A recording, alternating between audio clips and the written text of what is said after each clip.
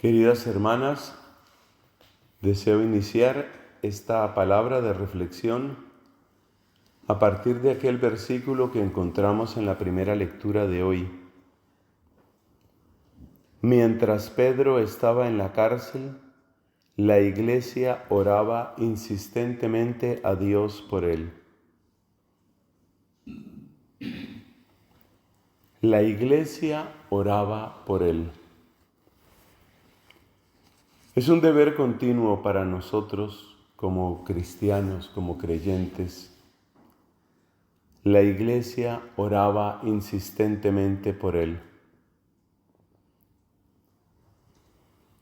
En aquel momento fue Herodes quien encarceló a Pedro con el propósito de silenciarlo y con el propósito ulterior de ejecutarlo, convertir a Pedro en un espectáculo, en una victoria y afianzar así su poder.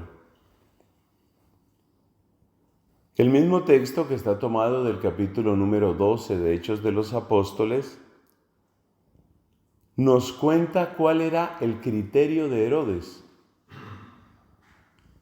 Herodes se mueve por un criterio absolutamente mundano.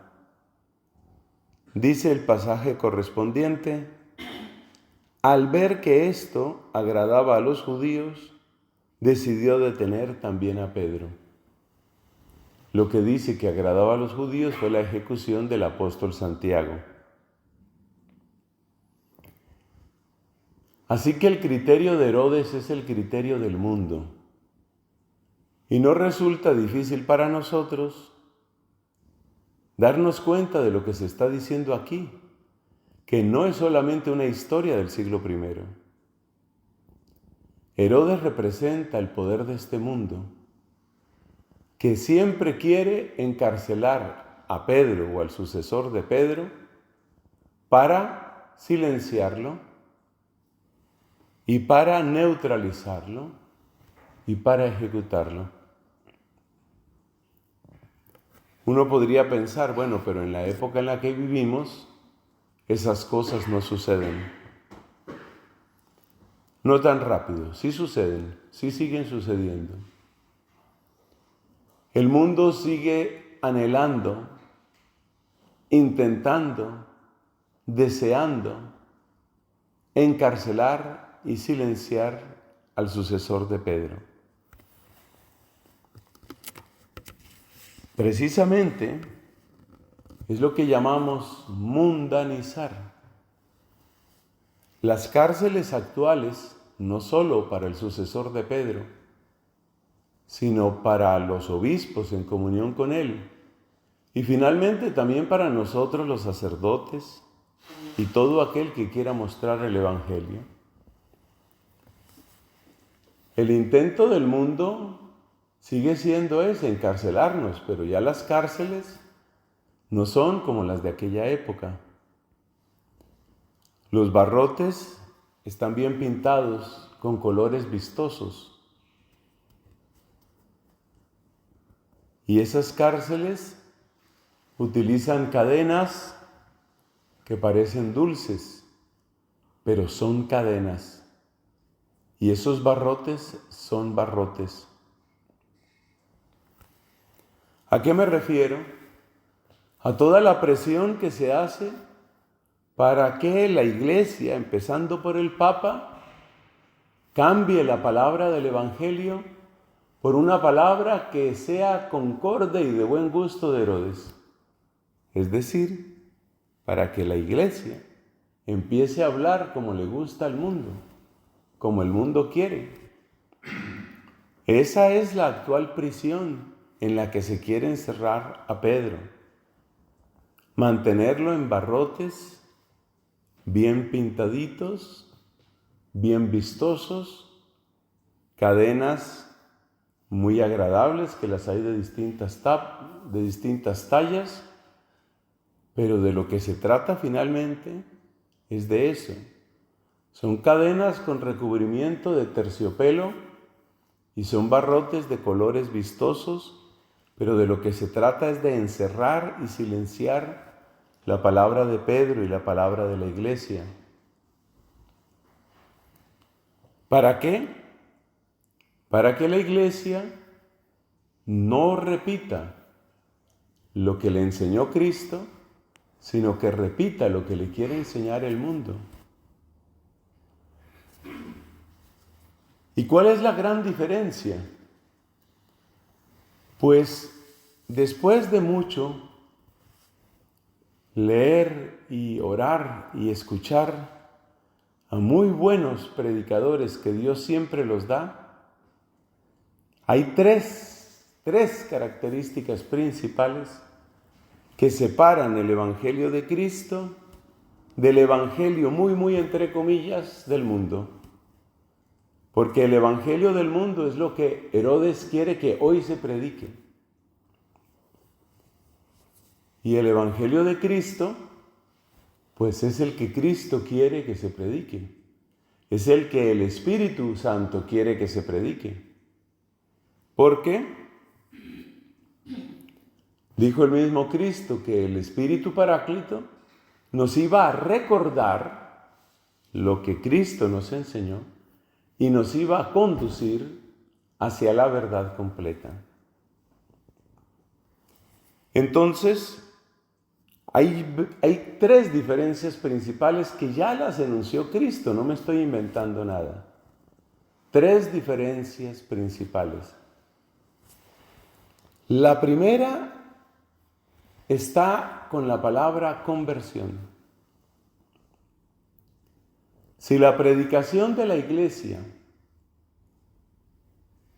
cede y cesa en la palabra conversión, es decir, si deja de enunciar y de denunciar la realidad del pecado y la necesidad de dejar el pecado para ser fieles a Dios, ahí está la primera infidelidad.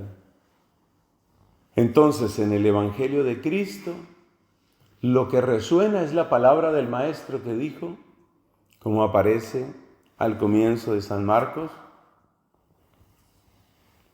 convertíos, creed la buena noticia, el reino de Dios se ha acercado. El mensaje perenne de la iglesia tiene que ser en lo personal, en lo comunitario, en lo global, o como lo quieras poner. El mensaje de la iglesia tiene que ser: dejad el pecado, cualquiera que sea su nombre, pecado privado o público, visible y escandaloso o escondido y latente, dejad el pecado. Ese pecado que anida en el corazón o ese pecado que sale a desfilar con orgullo en las calles.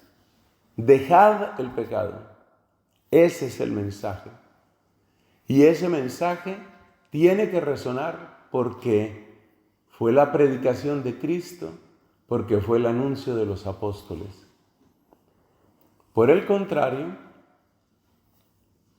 el evangelio, muy entre comillas, del mundo, con los barrotes bien pintados y las cadenas recubiertas de terciopelo, cambia ese mensaje de dejar el pecado por el mensaje del consenso, de la convivencia tranquila. Como se dice en mi país, hagámonos pasito. No te metas mucho conmigo, no me meto mucho contigo. Ejercitemos la tolerancia, entendida esta tolerancia como finalmente acogida silenciosa y traidora del pecado. Entonces ahí está la primera gran diferencia entre el evangelio de Cristo y el falso evangelio del mundo. El evangelio de Cristo, no importa qué tan exitosos, qué tan populares, qué tan aceptados seamos, el evangelio de Cristo siempre será: sal de tu pecado, el tuyo. sal de tu pecado. Y que la comunidad salga de su pecado. Y que España salga de sus pecados. Y así cada país y así cada región. El evangelio del mundo es: toleremos, aceptemos y toleremos, consenso, convivencia pacífica, aquí no ha pasado nada. Esa es la mayor diferencia, pero hay otras. Una segunda gran diferencia es la proclamación de Dios como Señor y por consiguiente de Cristo como su enviado y su camino. Decía valientemente Pedro junto con Juan en aquel pasaje de Hechos de los Apóstoles: no hay otro nombre por el cual debamos ser salvos. Es decir, que el Evangelio siempre proclamará la unicidad de Cristo. Cristo es irreemplazable en el camino de la salvación. Bueno, y los que sin culpa suya desconocen a Cristo, pues esos también pueden, enseña la Iglesia, esos también pueden ser salvos si son fieles a su conciencia, pero serán salvos por Cristo, aunque no lo sepan. Tal vez el documento más fuerte en este sentido es el que publicó la Santa Sede con la autorización y firma del Papa San Juan Pablo II. Me parece que fue a la altura del año 2001. Es aquel documento que se llama Dominus Iesus. Ese documento hace una cantidad de precisiones que por lo menos hoy, más de 20 años después, suenan antipatiquísimas a muchos oídos supuestamente católicos. Pero en realidad Dominus Iesus lo que hace es recordarnos lo de siempre, lo que ya está desde las palabras del primer Pedro: no hay otro nombre por el cual debamos ser salvos. Eso dice el Evangelio de Cristo. Pero el Evangelio del mundo siempre nos estará repitiendo que no hay un camino, sino que hay muchísimos caminos y que esos caminos son equivalentes y que si a ti te sirve tu fe cristiana, quédate con tu fe cristiana. Si al otro le viene bien ser musulmán o lo que sea, no procures que nadie cambie. Es decir, que este mundo sea una especie de mercadillo global donde todos los caminos son equivalentes. Es decir, esa pluralidad que no consiste simplemente en el respeto a la conciencia del otro, sino que consiste finalmente en una mordaza que le quita el mordiente, que le quita la fuerza a la predicación del Evangelio. Entonces, la segunda gran diferencia está en la unicidad de Cristo. Cristo es único, tan único que incluso los que no lo conocen sin culpa suya podrían salvarse, pueden salvarse, pero serán salvos por Cristo y por la Iglesia. La tercera gran diferencia tiene que ver con la palabra santidad. Dice la carta a los Efesios en el capítulo 1, Dios nos ha llamado para que seamos santos e inmaculados, otra traducción dice irreprochables, en su presencia por el amor. La santidad, que es la lógica consecuencia de la conversión y de la vida en Cristo. La santidad. El Evangelio siempre será un llamado a la perfección de la obra de la gracia en cada uno de nosotros. Por eso es el lema que hemos recordado también en las predicaciones de estos días. Y ese lema es: sea a donde sea que hayamos llegado, seguir adelante. Si hay una alta perfección, la gloria para Dios, pero seguir adelante, seguir adelante. La santidad, a eso estamos llamados. Mientras tanto, el mundo pues no se ocupa de la santidad, sino que más bien enseña a convivir con la mediocridad, a convivir con la imperfección, a abrazar el propio pecado, lo cual tiene su versión más extrema cuando se nos presenta aquella frase con la que hoy muchos aprueban y dejan en su pecado a tantos. No, es que Dios te hizo así. Es que Dios te hizo así. Y ya la gente aprendió a repetirlo, ¿no? Dios me hizo así. Dios me hizo así con los gustos y con las tendencias que yo tengo. Dios me hizo así. Por supuesto, esa expresión es exactamente el revés y la burla, es la rebeldía frente al Evangelio de Cristo. Porque claro, una vez que se pone la frase, Dios me hizo así, todo proceso de avance en la gracia queda completamente detenido, por no decir perdido. Entonces hay tres notas características del Evangelio de Jesús que hoy son contestadas y se convierten en barrotes vistosos y en cadenas recubiertas de terciopelo, pero igual quieren encadenar a Pedro y encadenarnos a todos.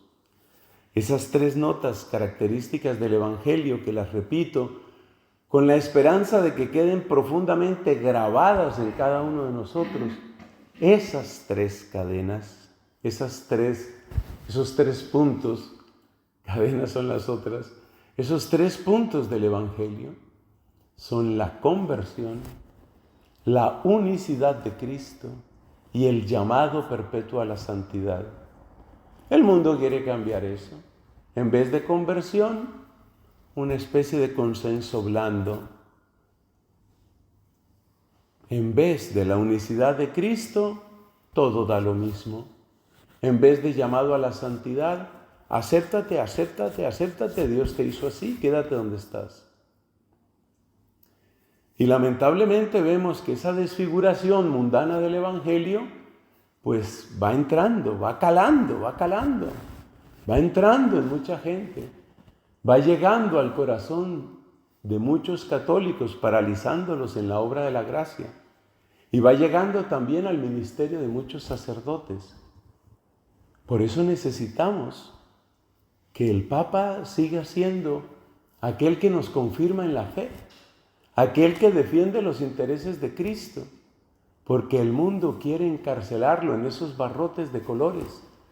El mundo quiere silenciarlo, no metiéndolo en una mazmorra, sino metiéndolo en esta prisión del lenguaje cómodo que parece que va a ser recibido por todos. Y por eso, en esta misa, muy particularmente en esta misa, nos unimos en fervorosa oración, pidiendo por nuestro Papa actual, nuestro Papa Francisco, y por todos aquellos que sigan como sucesores suyos.